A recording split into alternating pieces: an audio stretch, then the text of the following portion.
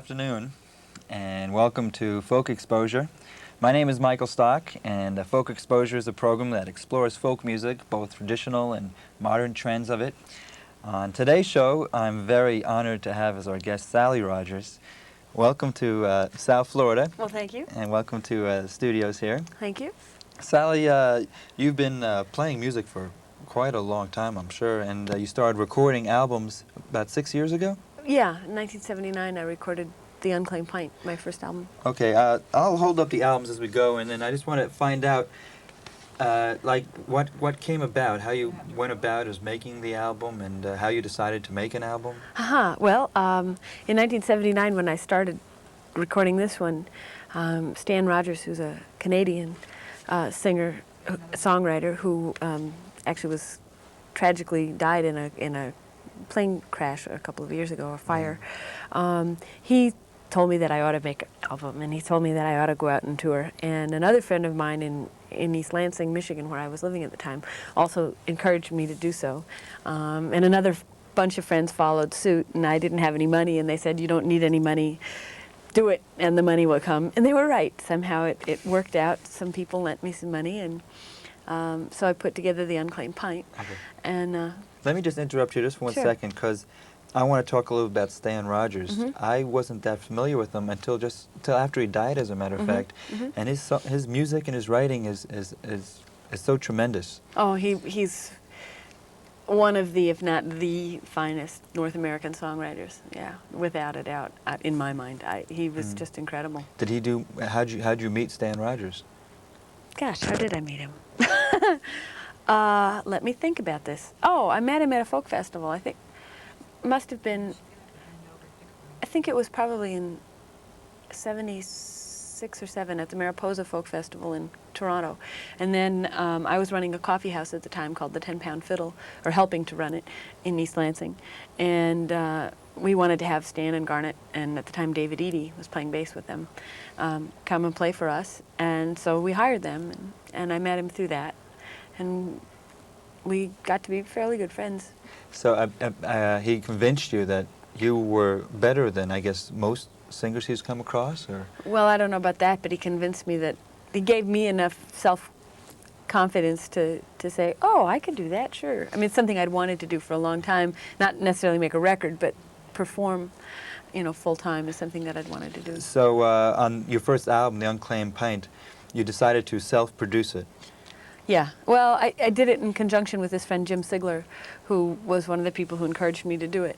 He said that he would help me produce it if I would like him to do that, and so I did. And you chose all the songs? And I chose the songs and most of the instrumentation, and Jim helped, choose some of that as well. And he helped me become more familiar with the studio. I'd never been in a recording studio before, and when the studio, what am I telling you? That one was recorded in my living room, so that wasn't. I got familiar with the mobile studio. Gary Reed from DGA, which stands for Damn Good Audio, in East Lansing, brought his mobile studio to my house in Lansing, and we recorded it in the living room. I see. So how many copies did you originally have printed? Well, usually in order to make it financially feasible in terms of the price per album, most people usually press about 1,000 copies, and that's what I did. And I'm sure you've had to print up some more since then. Well, yeah, I went through 3 pressings in the first few months. Oh, that's wonderful. Yeah, that's so great. It was good, and it continues to sell quite well. For a folk album, anyway, we're not talking, mega millions of albums at all. Do you find most of your albums sell at the concerts you do, or through mail order, or? Mostly I sell at concerts, and I also sell some mail order, and I have also got some distribution, pretty good distribution in the folk network. I'm going to be talking about your other 2 albums, In the Circle of the Sun, and your latest release, Satisfied Customer, as well as a new album, I understand, which will be released shortly, but I want to hear some music. Oh, well, okay. Let's see here. Maybe I should do something that's on one of the albums. That's a good idea. Okay, which song are we going to be listening to? I'm going to do When the Wagon Was New.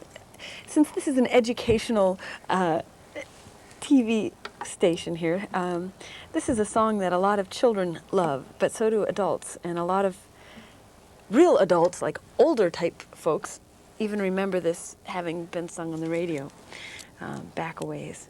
And I learned it from a friend of mine, Sharon McInturf, who learned it from the singing of Sam McGee. Sam and Kirk McGee were brothers who used to sing.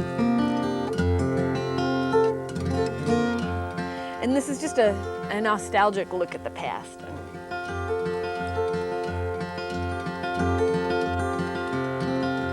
If I can remember where I start, there we go.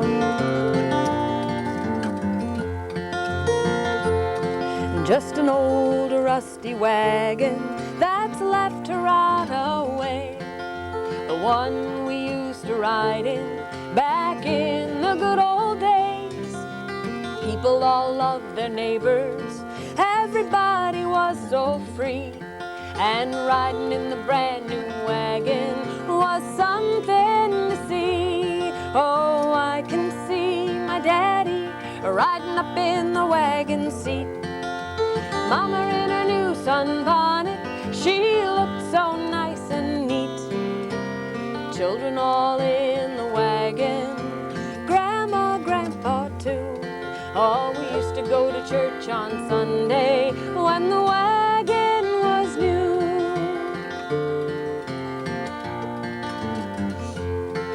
Red wheels was on the wagon, and the body it was green. But we was just as happy as riding in a limousine. People would come and gather round from all the mountainside.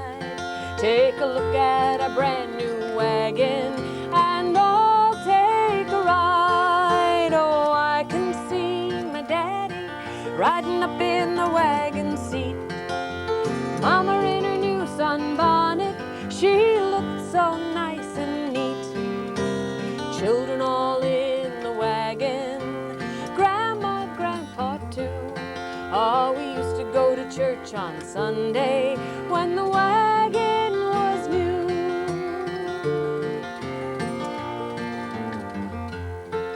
But the automobile's here now, and the wagon days are through. Aeroplanes are humming, good neighbors are so few. Everybody's in a hurry, and it's money that gets you through. But we didn't need much money when the wagon was new. Oh, I can see my daddy riding up in the wagon seat.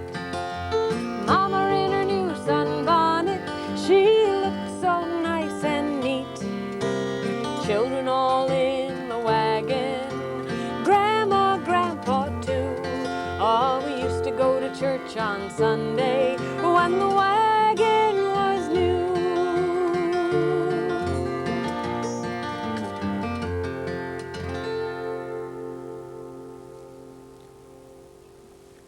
It's a piece of American culture there. Yeah. Okay, this is off your first album, The Unclaimed Pint, and then came In the Circle of the Sun. And how many years was there between the two albums? Two years? I recorded that one in 1981, and it came out in 82.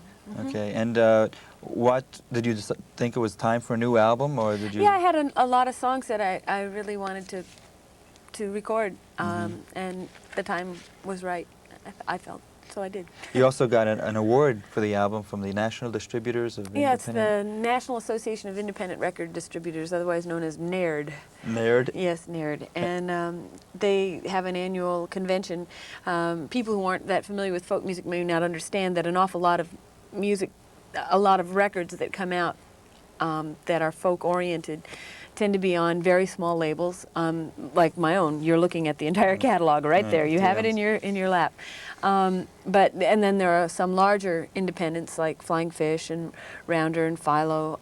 Philo actually no more, but Green Linnet. Different record labels that are relative to the major record markets, very, very small.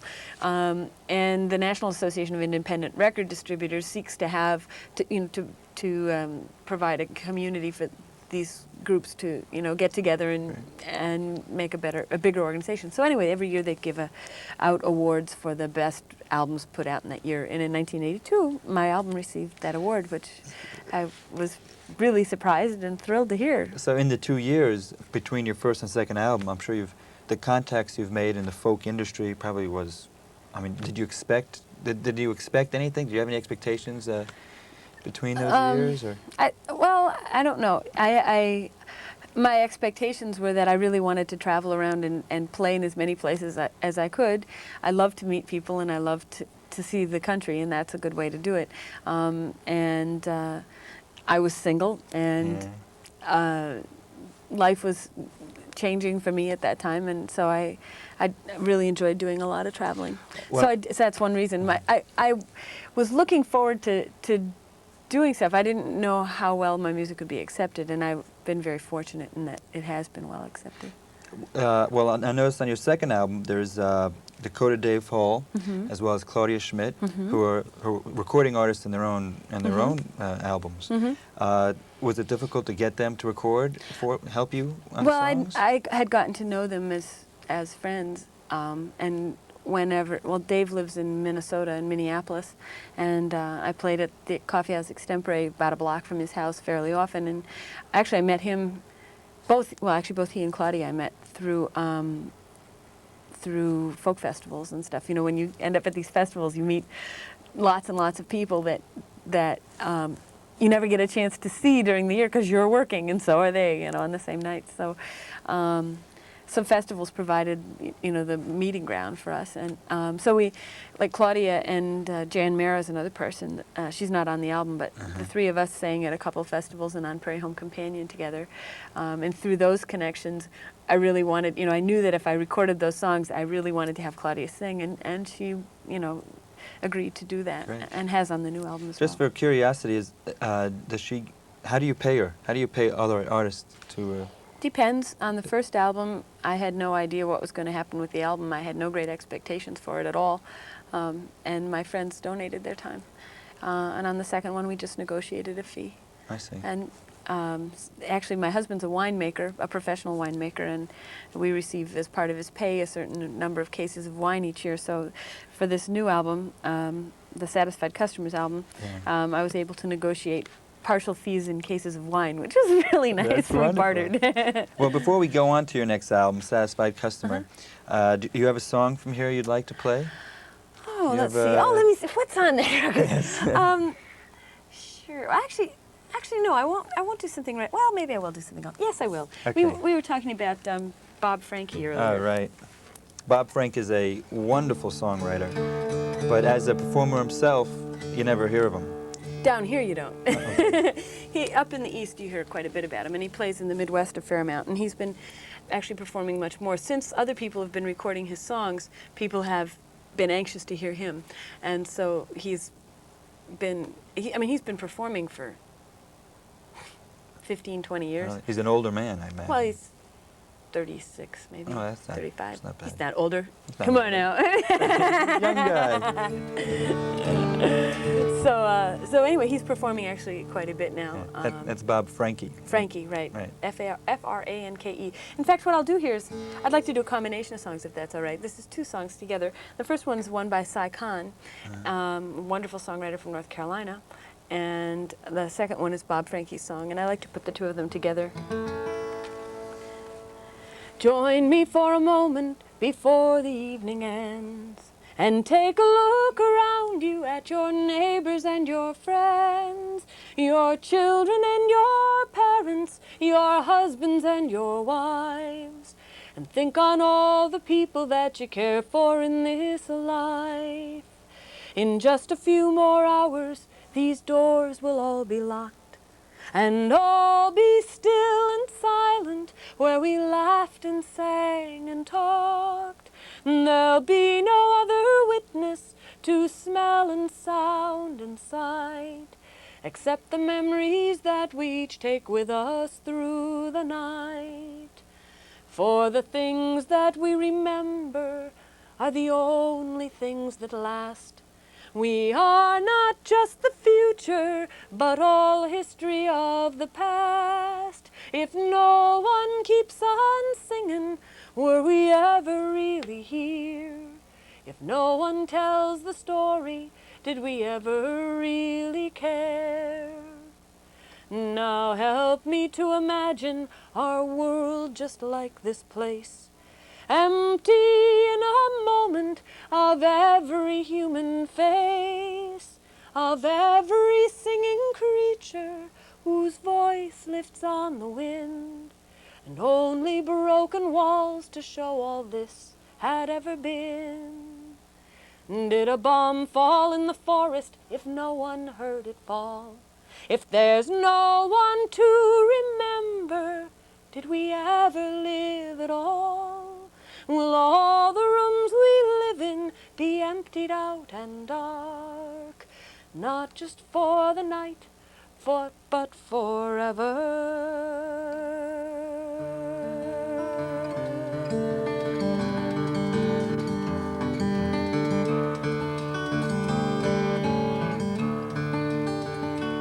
It's so easy to dream of the days gone by, and it's so hard to think of the times to come, and the grace to accept every moment as a gift is a gift that is given to some. What can you do with your days but work and hope? Let your dreams bind your work to your play. What can you do with each moment of your life but love till you've loved it away? Love till you've loved it away.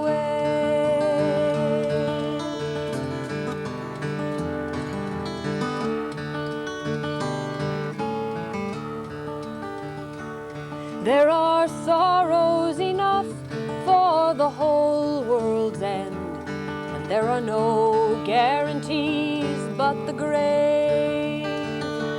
And the lives that we live and the times we have spent are a treasure too precious to save.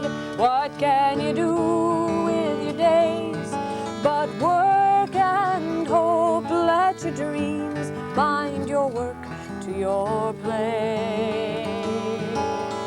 What can you do with each moment of your life but love till you've loved it away? Love till you've loved it away.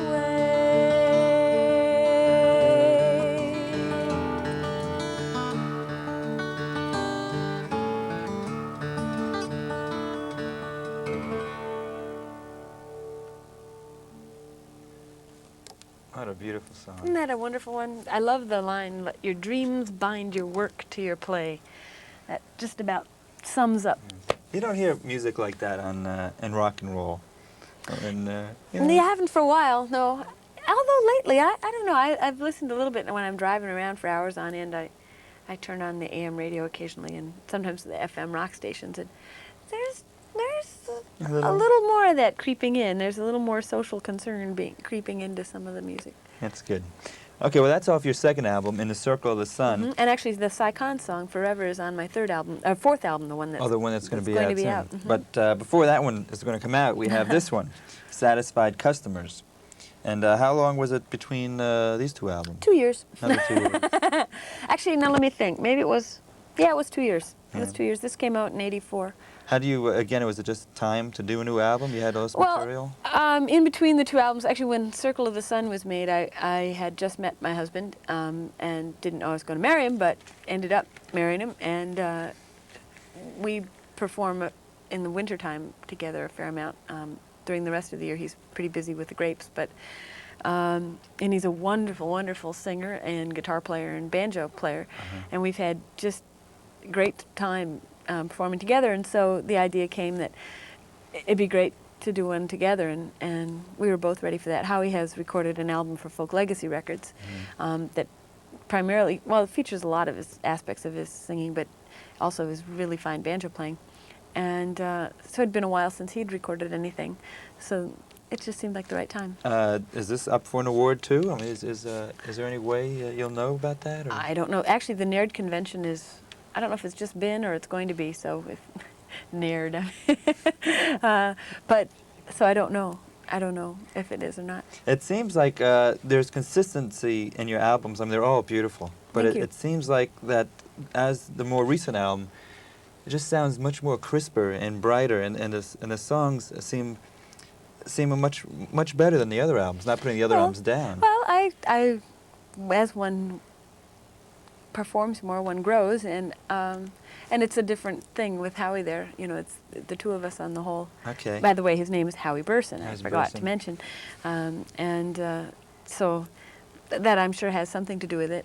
Also, it was recorded in a different studio. The first two were recorded in East Lansing, and this one's recorded by a woman named Darlene Wilson up in Watertown, Massachusetts. Okay, so I guess, so your new album will be out later this year in 1985. It'll be out in probably around September, October, and it's going to be released on Flying Fish Records. Which is, I guess, will relieve a lot of business and aspect Yeah, from you. yeah. I tend to do all the business. I do all the business myself. I run the record company. I do all my own booking, and so I'm finding that I can easily end up doing a lot more business than music, and I would really like to free up my time. So it's been really great that they offered to do it. And I imagine Flying Fish will to help distribute the album. They'll be a lot more efficient at it, being that that's their business. Yeah, although I had most of the major folk distributors were distributing my record already, but the difference is that it was on a small label, and so that's harder to get. Do you know the out to name? the stores. Do you know the name of what the name of the new album's going to be? It'll be called Love Will Guide Us,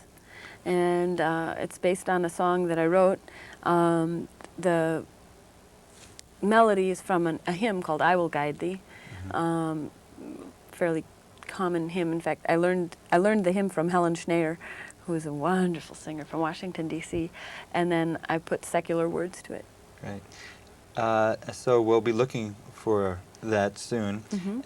If any of our listeners would be interested in getting some Sally Rogers albums, the easiest way to do it, if they're not in the record stores, is to drop us a line here at the studios, and the address is on your screen, and just care of Folk Exposure and Cable Tap, and I'll let you know how to get a hold of some Sally Rogers albums. And that does it for this show. Oh my! And that was quick. I want to thank you for coming down, and I'd like you to play one more song. Well, thank you. Since we only have a little bit of time here, I'll get out the dulcimer. This is a dulcimer made by the Blue Lion Dulcimer Company in the heart of the Appalachian Mountains in Santa Margarita, California. And this is... Do you have a preference of guitar, a banjo, or dulcimers? Or? I like this dulcimer a whole lot. And I love my guitar. It was made by Jean Larrivée, who's from Vancouver. But I like Martin's real well. Well, here's another song from the first album. Okay. What the heck? Jubilee. Okay.